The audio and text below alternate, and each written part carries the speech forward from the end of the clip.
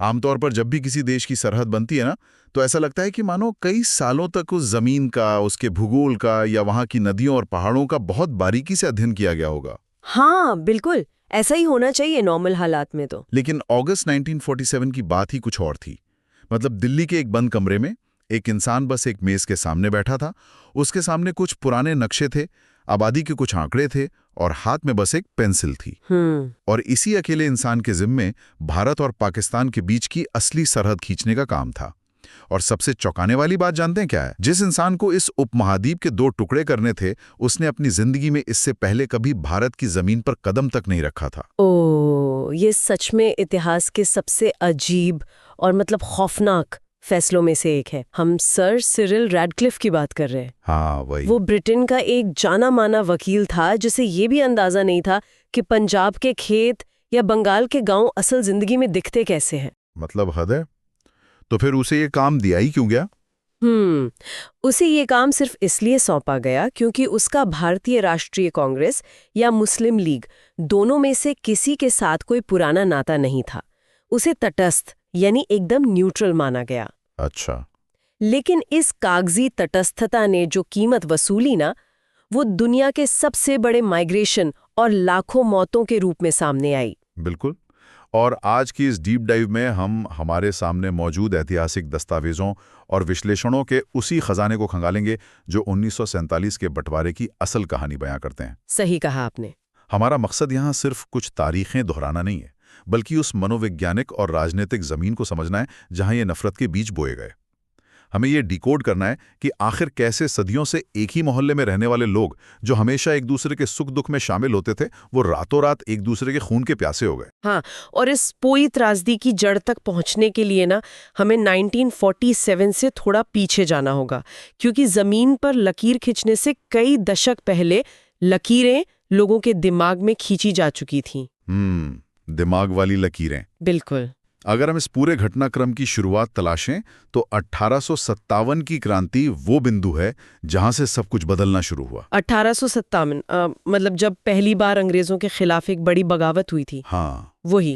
लेकिन उस समय तो हिंदू और मुस्लिम एक साथ मिलकर लड़े थे ना। जहां तक मुझे याद है, दोनों समुदायों ने दिल्ली में बहादुर शाह जफर को अपना लीडर मान लिया था। एकदम सही। और यही वो बात थी जिसने ब्रिटिश साम्राज्य की नींव हिलाकर रख दी थी। अच्छा।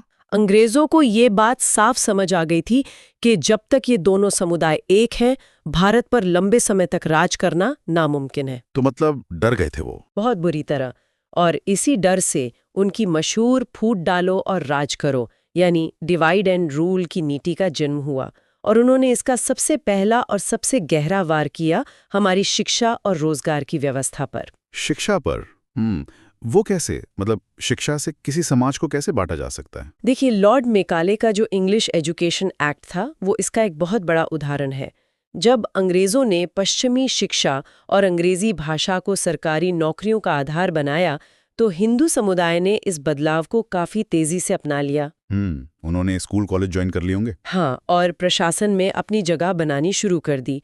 लेकिन इसके बिल्कुल विपरीत मुस्लिम समुदाय, जो पहले मुगल दौर में फारसी और अपनी पारंपरिक शिक्षा व्यवस्था के जरिए एक बहुत मजबूत स्थिति में था, उसने इस पश्चिमी शिक्षा का कड़ा विरोध किया। उन्होंने इसका बहिष्कार कर दिया? बिल्कुल, उन्होंने इसे अपनाने से मना कर दिया। तो इसका सीधा असर उनकी आर्थिक स्थिति पर पड़ा होगा। मतलब जाहिर सी बात है, अगर आप सरकारी सिस्टम का हिस्सा नहीं बनेंगे तो आप पीछे छूट जाएंगे। एकदम सटीक बात पकड़ी आपने।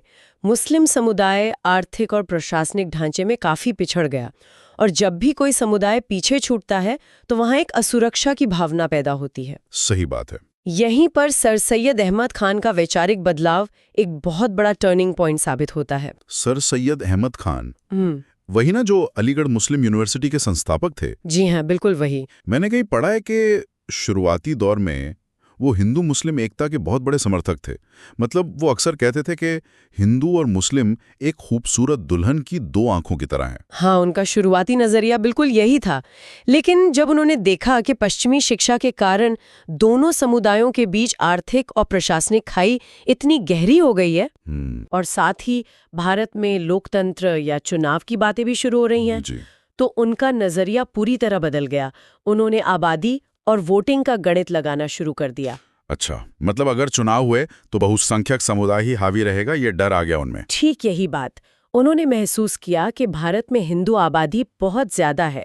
अगर एक लोकतांत्रिक व्यवस्था आती है तो हर 4 हिंदू वोटों के मुकाबले सिर्फ 1 मुस्लिम वोट होगा। हो, गणित तो यही कहता है। और इसी गणित ने उन्हें इस नतीजे पर पहुंचाया कि एक लोकतांत्रिक ढांचे में मुस्लिम समुदाय हमेशा अल्पमत में रहेगा और शायद उनके अधिकार सुरक्षित ना रह पाएं।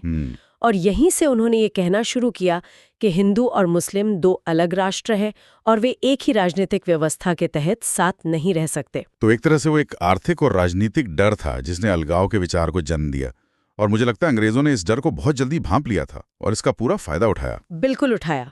1905 में बंगाल का विभाजन इसी कड़ी का हिस्सा था ना।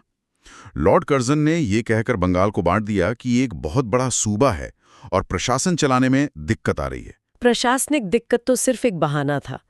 असली मकसद तो बंगाल की उस राजनीतिक चेतना को तोड़ना था जो अंग्रेजों के खिलाफ उठ रही थी। उन्होंने बड़ी चालाकी से पूर्वी बंगाल को एक मुस्लिम बहुसंख्यक इलाका बना दिया और पश्चिमी बंगाल को हिंदू बहुसंख्यक। मतलब पहली बार धर्म के आधार पर जमीन बांट दी गई। जी हाँ, ये पहली बार था जब इस देश में धर्म के आधार पर कोई भौगोलिक सीमा खींची गई थी।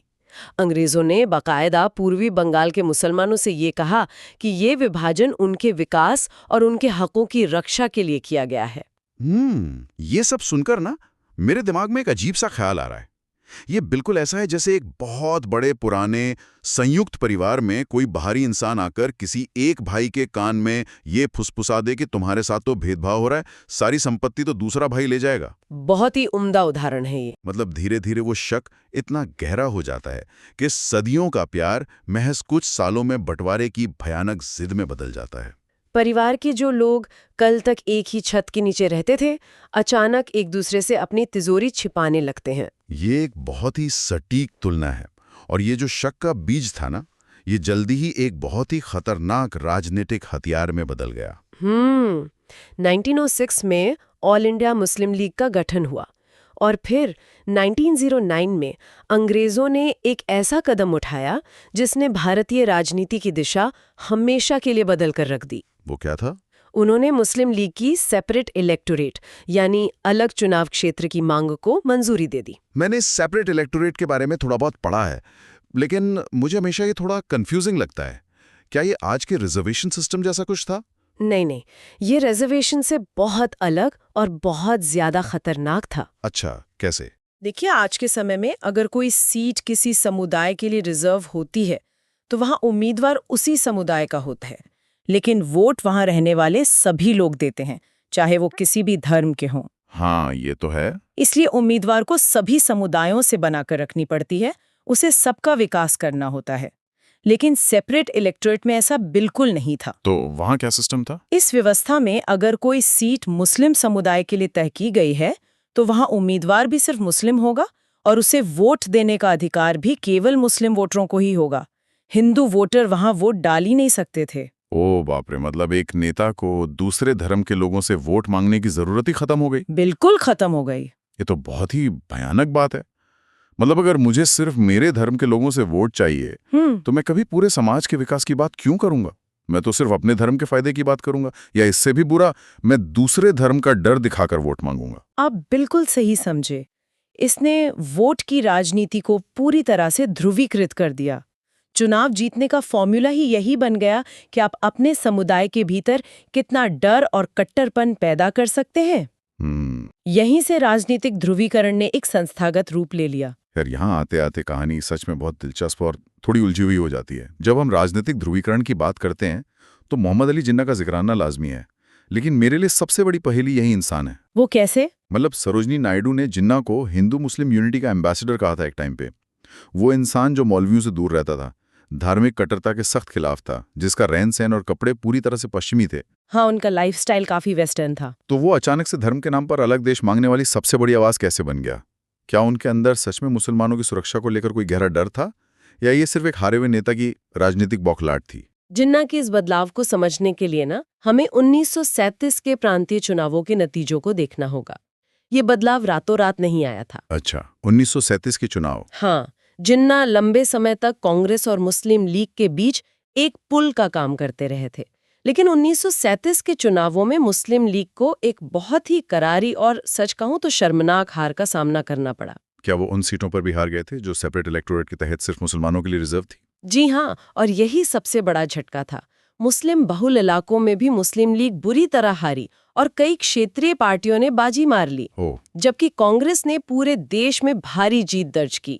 उस हार ने जिन्ना को ये कड़वा सच दिखा दिया कि एक सामान्य धर्मनिरपेक्ष राजनीतिक ढांचे में उनकी पार्टी कभी भी कांग्रेस जैसी विशाल संस्था का मुकाबला नहीं कर पाएगी। तो उन्हें अपना राजनीतिक अस्तित्व खतरे में नजर आने लगा होगा। बिल्कुल। तो अपनी राजनीतिक जमीन वापस पाने के लिए उन्होंने वो रास्ता चुना जो शायद सबसे आसान और सबसे ज्यादा असरदार था, धर्म का रास्ता। ठीक यही हुआ।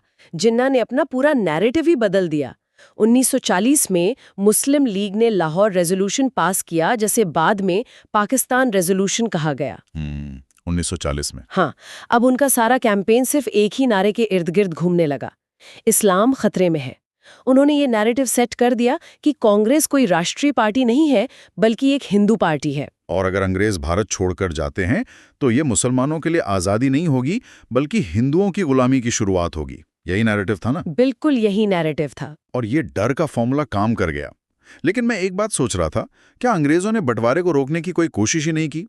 मेरा मतलब है, द्वितीय विश्व युद्ध के बाद ब्रिटेन वैसे भी बहुत कमजोर हो चुका था और वो बस भारत से निकलना चाहते थे।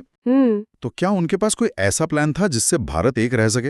हाँ, उन्होंने 1946 में एक आखिरी कोशिश जरूर की थी, जिसे कैबिनेट मिशन कहा जाता है। इस मिशन ने बंटवारे की मांग को सिरे से खारिज कर दिया था। अच्छा, तो उन्होंने क्या प्रपोज किया? उनका प्रस्ताव बहुत ही पेचीदा था। उन्होंने कहा कि भारत एक ही रहेगा, लेकिन उसके प्रांतों को ए, बी और सी नाम के 3 ग्रुप्स में बांट दिया जाएगा। ये ग्रुपिंग कैसे काम करती? उन्होंने पूरे भारत को धर्म के आधार पर 3 हिस्सों में बांटा। ग्रुप बी और सी में उत्तर पश्चिम और उत्तर पूर्व के मुस्लिम बहुसंख्यक इलाके थे, और ग्रुप ए में बाकी का भारत जो हिंदू बहुसंख्यक था। ठीक है। प्लान ये था कि केंद्र सरकार बहुत ही कमजोर होगी, उसके पास सिर्फ रक्षा, विदेशी मामले और संचार का जिम्मा होगा। बाकी सारे अहम अधिकार इन ग्रुप्स के पास होंगे। तो एक तरह से ये भारत के अंदर ही एक पाकिस्तान बनाने जैसा था, जहां मुस्लिम बहुल प्रांतों के पास अपनी पूरी ऑटोनॉमी यानी स्वायत्तता होती। एकदम सही। जिन्ना ने शुरुआत में इस प्लान को मान भी लिया था, क्योंकि उन्हें लगा कि इन ग्रुप्स के जरिए 10 साल बाद वे पूरी तरह से अलग देश बना ही लेंगे। उनका तो लॉन्ग टर्म प्लान सेट था। हाँ, लेकिन कांग्रेस, खासतौर पर जवाहरलाल नेहरू को ये किसी कीमत पर मंजूर नहीं था कि केंद्र सरकार इतनी कमजोर हो जाए कि देश का विकास ही ना हो सके। जो कि लॉजिकल भी है। बिल्कुल। तो कांग्रेस के पीछे हटने से ये कैबिनेट मिशन फेल हो गया। और इसके फेल होने का नतीजा बहुत भयानक रहा होगा। बहुत ही भयानक। जिन्ना ने साफ कह दिया कि अब वो बातचीत से नहीं मानेंगे। 16 अगस्त 1946 को उन्होंने डायरेक्ट एक्शन डे का ऐलान कर दिया। उन्होंने अपने समर्थकों से खुलेआम कहा कि अब पाकिस्तान सड़क पर उतरकर छीनना होगा। और उस दिन कलकत्ता की सड़कों पर जो हुआ, उसे इतिहास द ग्रेट कलकत्ता किलिंग्स के नाम से याद करता है। जी हाँ। बंगाल में उस समय मुस्लिम लीग की ही सरकार थी। दंगाइयों को खुली छूट मिल गई, पुलिस को हटा लिया गया। कुछ ही घंटों में शहर लाशों से पट गया था। वो सिर्फ एक दंगा नहीं था, वो एक राजनीतिक हथियार के तौर पर इस्तेमाल की गई नृशंस हिंसा थी। और उस हिंसा ने एक ऐसा चेन रिएक्शन शुरू किया जिसे फिर कोई रोक नहीं पाया। कलकत्ता से नोआखाली, फिर बिहार और वहां से सीधे पंजाब, हर तरफ आग लगी थी। और शायद यही वो वक्त था जब कांग्रेस के नेताओं का मनोबल टूट गया।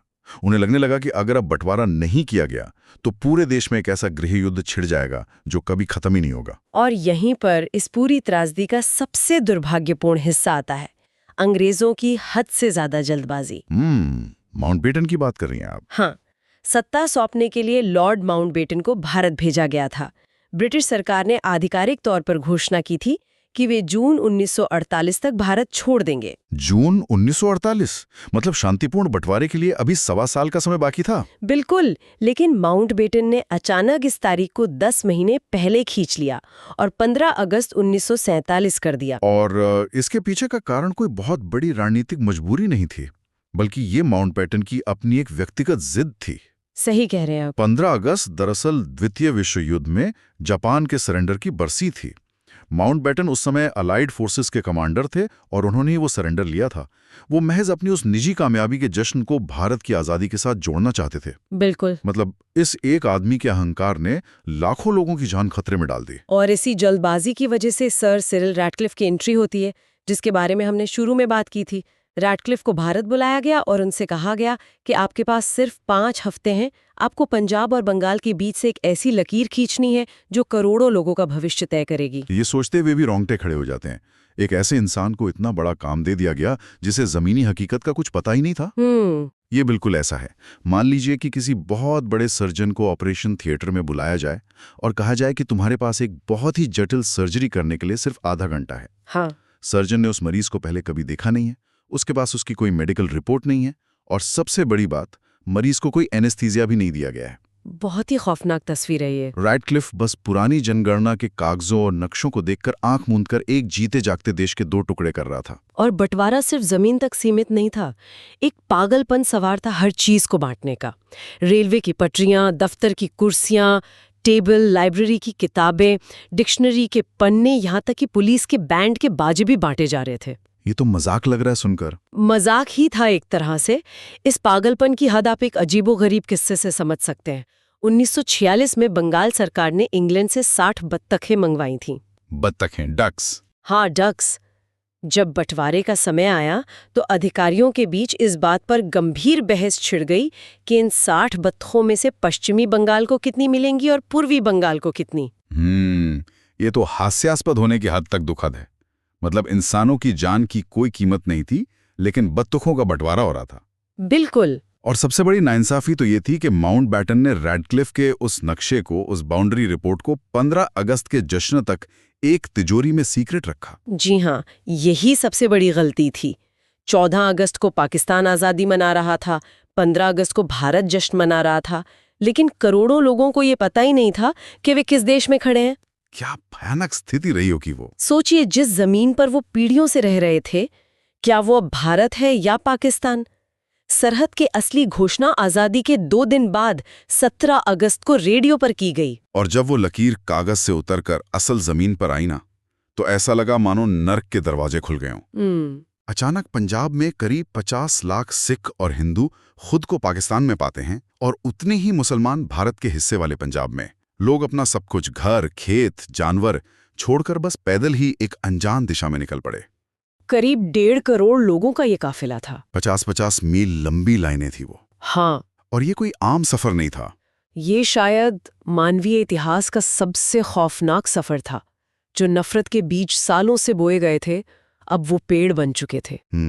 इस त्रासदी का सबसे डरावना रूप थी वो घोस्ट ट्रेन्स या भूतों की रेलगाड़ियां।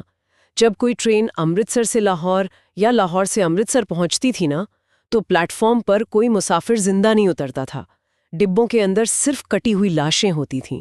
कई बार उन ट्रेनों पर खून से लिखा होता था, ये दूसरी तरफ के लोगों के लिए आज़ादी का तोहफा है। यार, ये वाक्य इतने भयानक हैं कि इन पर बात करना भी मुश्किल लगता है। हाँ, ये सच में विचलित करने वाला है। और इस नफरत की सबसे बड़ी कीमत हमेशा की तरह औरतों ने चुकाई। ये सिर्फ हत्याएं नहीं थीं, ये एक समुदाय द्वारा दूसरे समुदाय के सम्मान को रौंदने की होड़ थी। 80,000 से ज्यादा औरतों का अपहरण हुआ, उन्हें बाजारों में बेचा गया। और सबसे ज्यादा गुस्सा इस बात पर आता है कि जिन पुलिस वालों और प्रशासन का काम लोगों को बचाना था, वे कई जगहों पर बस चुपचाप खड़े रहे। कुछ जगहों पर तो वे खुद इस दरिंदगी में शामिल हो गए। देखिए, जब प्रशासन और व्यवस्था पूरी तरह से कोलैप्स कर जाती है ना, तो इंसान के अंदर का जानवर बाहर आ ही जाता है। बिल्कुल। पंजाब में इस कत्लेआम को रोकने के लिए अंग्रेजों ने 55,000 सैनिकों की एक खास बाउंड्री फोर्स बनाई थी, लेकिन ये फोर्स पूरी तरह से नाकाम साबित हुई। सेना के सामने लोग एक दूसरे को काट रहे थे और सैनिक बस मूक दर्शक बने हुए थे। लेकिन इसी घने अंधकार के बीच ना, देश के दूसरे कोने में कलकत्ता में एक ऐसा चमत्कार हो रहा था जिस पर आज भी यकीन करना मुश्किल है। हाँ, आप महात्मा गांधी की बात कर रहे हैं। हाँ, जहां पंजाब में 55,000 हथियारों से लैस सैनिक फेल हो गए, वहीं कलकत्ता में एक 78 साल का कमजोर बूढ़ा इंसान बिना किसी हथियार के वो काम कर रहा था जो कोई सेना नहीं कर पाई। बिल्कुल। कलकत्ता में दंगे भड़कने की पूरी आशंका थी, लेकिन गांधी जी वहां पहुंच गए और उन्होंने एक बहुत ही साहसिक और अचंभित करने वाला फैसला लिया। वो क्या? उन्होंने रहने के लिए एक मुस्लिम बहुल इलाके का टूटा फूटा हैदरी हाउस चुना। और सबसे बड़ी बात, उन्होंने अपने साथ रहने के लिए सुहरावर्दी को चुना। सुहरावर्दी, वही ना जिसे लोग कलकत्ता का कसाई कहते थे? जी हाँ, क्योंकि डायरेक्ट एक्शन डे की हिंसा के वक्त वही बंगाल का मुख्यमंत्री था। ये तो एक बहुत ही बड़ा रिस्क था। बहुत बड़ा। गांधी जी ने शर्त रखी कि सुहरावर्दी बिना किसी पुलिस सुरक्षा के उनके साथ रहेगा। और जब वहां इक्का दुक्का हिंसा शुरू हुई तो गांधी जी ने अपना आखिरी हथियार निकाल लिया, आमरण अनशन। उन्होंने साफ कह दिया कि जब तक लोग एक दूसरे को मारना बंद नहीं करेंगे, वो अन्न का एक दाना नहीं खाएंगे। और हैरानी की बात यह है कि ये काम कर क्या? वाह, इसे माउंटबैटन ने वन मैन बाउंड्री फोर्स कहा था ना? हाँ बिल्कुल। ये दिखाता है कि जब बंदूकों और फौज की ताकत काम नहीं आती, तब एक इंसान की नैतिक शक्ति या मॉरल अथॉरिटी क्या चमत्कार कर सकती है। सही कहा। 73 घंटे के अनशन के बाद जब गांधी जी की हालत बिगड़ने लगी तो कलकत्ता का माहौल एकदम बदल गया। जो दंगाई कल तक हथियारों से लैस थे, वो रोते हुए आए और उन्होंने अपनी तलवारें और बंदूकें गांधी जी के बिस्तर के पास डाल दी। ये सच में सोचने वाली बात है। एक अद्भुत घटना थी ये। लेकिन देखिए, ये तो सिर्फ ब्रिटिश इंडिया का बंटवारा था। हम अभी तक सिर्फ उस हिस्से की बात कर रहे हैं जिस पर अंग्रेजों का सीधा राज था। लेकिन 1947 के नक्शे का एक बहुत बड़ा हिस्सा तो राजा महाराजाओं के पास था। 565 रजवाड़े यानी प्रिंसली स्टेट्स। मुझे लगता है अगर इन 565 टुकड़ों को एक साथ नहीं जोड़ा जाता तो आज भारत का नक्शा किसी स्विस चीज की तरह दिखता, जिसमें जगह जगह छेद होते। बिल्कुल सही उपमा दी आपने। अंग्रेजों ने जाते जाते इन रियासतों के सामने 3 विकल्प रख दिए थे। क्या विकल्प थे? या तो भारत में शामिल हो जाओ, या पाकिस्तान चले जाओ, या फिर पूरी तरह से आजाद रहो। ये भारत को भीतर से तोड़ने की एक बहुत बड़ी साजिश थी। मतलब कोई भी राजा आजाद रहना ही चुनेगा ना? हाँ, कई राजा जिनके पास बड़ी सेनाएं और दौलत थी, वो अपना अलग देश बनाने का सपना देखने लगे थे। तो ये एकीकरण का काम कैसे मुमकिन हुआ? आज अगर हम कश्मीर से लेकर कन्याकुमारी तक बिना किसी वीजा या पासपोर्ट के घूम सकते हैं, तो इसका पूरा श्रेय सरदार वल्लभ भाई पटेल और उनके सहयोगी वीपी मेनन को जाता है। बेशक। उन्होंने जिस तरह से इन राजाओं को मनाया, डराया और विलय के दस्तावेज पर दस्तखत करवाए, वो किसी हॉलीवुड थ्रिलर से कम नहीं है। उन्होंने माउंटबैटन के रुतबे का भरपूर इस्तेमाल किया। वो कैसे? चूंकि माउंटबैटन ब्रिटिश राजघराने से थे, इसलिए भारत के राजा महाराजा उनकी बहुत इज्जत करते थे। अच्छा, तो माउंटबैटन से बात करवाई? हाँ, और इसके साथ ही मेनन ने राजाओं को उनकी उपाधियां, महल और प्रिवी पर्स जैसी भारी पेंशन का लालच दिया। इन रियासतों की कहानियां भी बहुत अजीबोगरीब हैं। मुझे जूनागढ़ के नवाब का किस्सा याद आ रहा है। हाँ, वो कुत्तों वाला किस्सा। हाँ, जूनागढ़ की 80% से ज्यादा आबादी हिंदू थी, लेकिन नवाब मुस्लिम था। उससे अपनी जनता या राज्य से कोई खास लगाव था नहीं। उसका असली प्यार उसके 2000 कुत्ते थे। उसने बाकायदा अपनी एक कुतिया की शादी एक कुत्ते से करवाई थी और उस वक्त के हिसाब से लाखों रुपए खर्च किए थे। और जब पटेल ने जूनागढ़ को चारों तरफ से भारतीय सेना से घेर लिया ना, तो वो नवाब इतना घबरा गया कि उसने अपने खजाने और अपने चहेते कुत्तों को एक हवाई जहाज में भरा और कराची भाग गया। मतलब हद है। हाँ, बाद में वहां जनमत संग्रह हुआ और जूनागढ़ आसानी से भारत का हिस्सा बन गया। जोधपुर के युवा महाराजा की कहानी तो और भी फिल्मी है। वो पाकिस्तान में शामिल होने का मन मना रहे थे। जिन्ना ने तो उन्हें एक कोरा कागज दे दिया था कि इस पर अपनी सारी शर्तें लिख लो, मैं मान लूंगा। लेकिन वीपी मेनन उन्हें किसी तरह दिल्ली ले आए। जब महाराजा को लगा कि उन पर भारत में शामिल होने का दबाव बनाया जा रहा है, तो उन्होंने गुस्से में अपनी खास पेन पिस्तौल निकाली और सीधे वीपी मेनन के सिर पे तान दी। बाप रे! गनीमत ये रही कि माउंटबैटन उसी वक्त उस कमरे में आ गया और उन्होंने मामला शांत करवा दिया। हाँ, किस्मत अच्छी थी। लेकिन इन सब में जो रियासत सबसे बड़ा नासूर बनी ना, वो थी कश्मीर। कश्मीर की भौगोलिक स्थिति ऐसी थी कि उसकी सीमाएं भारत और पाकिस्तान दोनों से लगती थीं। वहां के महाराजा हरि सिंह हिंदू थे, लेकिन बहुसंख्यक आबादी मुस्लिम थी। हरि सिंह तो शायद भारत के स्विट्जरलैंड जैसा एक आजाद देश बनाने का सपना देख रहे थे। उन्होंने दोनों में से किसी भी देश में शामिल होने से मना कर दिया था। हाँ, वो एक स्टैंड स्टिल एग्रीमेंट चाहते थे, लेकिन पाकिस्तान के पास इतना सब्र नहीं था। उन्होंने कश्मीर पर कब्जा करने के लिए पठानों और कबाइलियों के वेश में अपनी सेना भेज दी। 1947 में? हाँ, 24 अक्टूबर 1947 को उन हमलावरों ने श्रीनगर को रोशन करने वाले मुख्य पावर स्टेशन को उड़ा दिया। पूरा शहर अंधेरे में डूब गया। हरि सिंह की सेना या तो भाग गई या हमलावरों के साथ मिल गई। और जब पानी सिर से ऊपर चला गया, तब घबराए हुए हरि सिंह ने भारत से सैन्य मदद मांगी और विलय के कागज पर हस्ताक्षर कर दिए। बिल्कुल। लेकिन यहाँ इतिहास का एक ऐसा पन्ना है जो बहुत कम लोग जानते हैं। पाकिस्तान के उन हमलावरों से एक बहुत बड़ी रणनीतिक भूल हो गई थी। हाँ, आप बारामूला की बात कर रहे हैं। उन कबायलियों का असली सैन्य लक्ष्य था श्रीनगर एयरपोर्ट पर जल्द से जल्द कब्जा करना, ताकि भारतीय सेना वहां उतर ही न सके। अगर वो ऐसा कर लेते तो कश्मीर पूरी तरह भारत से कट जाता।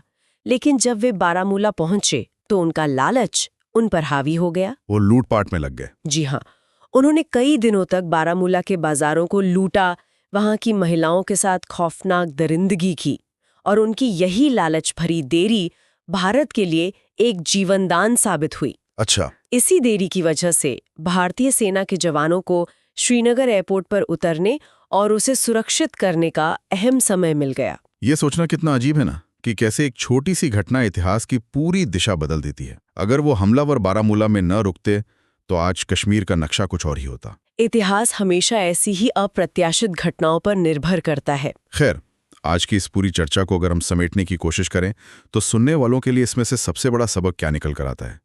ये इतिहास हमें आखिर क्या सिखाता है? मुझे लगता है कि सबसे बड़ा सबक ये है कि जब भी सियासतदान धर्म, असुरक्षा और डर को अपना राजनीतिक हथियार बनाते हैं, जब नेताओं के भाषणों में ये गूंज ही लगता है कि हमारा धर्म खतरे में है, तो उसका असली और सबसे भयानक खामियाजा हमेशा आम जनता को चुकाना पड़ता है। बिल्कुल सही बात है। नेता तो सिर्फ बंद कमरों में बैठकर नक्शे पर लकीरें खींचते हैं, लेकिन जमीन पर उन लकीरों के बीच जो लोग पिसते हैं ना, वो अपनी जान, अपना घर, अपना सब कुछ खो देते हैं। ये एक बहुत ही कड़वी और जरूरी सच्चाई है। हमें समझना होगा कि नफरत की राजनीति का अंजाम क्या होता है। बिल्कुल। और इसी सच्चाई के साथ एक ऐसा सवाल है जो इतिहास के इन पन्नों के बीच हमेशा गूंजता रहेगा। एक ऐसा सवाल जिसका शायद कोई एक सही जवाब न हो। वो क्या? जरा सोचिए, अगर माउंटबेटन ने अपनी निजी शान और उस सरेंडर की सालगिरह के लिए आजादी की तारीख को जून 1948 से खींचकर अगस्त 1947 नहीं किया होता, अगर सिरिल रैडक्लिफ को नक्शा बनाने के लिए, दोनों देशों की सेनाओं को बांटने के लिए और नए प्रशासन को तैयार होने के लिए पूरा 1 साल का समय दिया होता, तो क्या बंटवारे की उस आग में जलने वाले उन 15-20 लाख लोगों की जानें बचाई जा सकती थी? या फिर इंतजार करने से वो शक और वो नफरत और भी ज्यादा बेकाबू हो जाती और हालात इससे भी कहीं बदतर होते? ये कहना बहुत मुश्किल है। हाँ, ये एक ऐसा सवाल है जिसका जवाब आज भी इतिहास के पन्नों में तलाशा जा रहा है।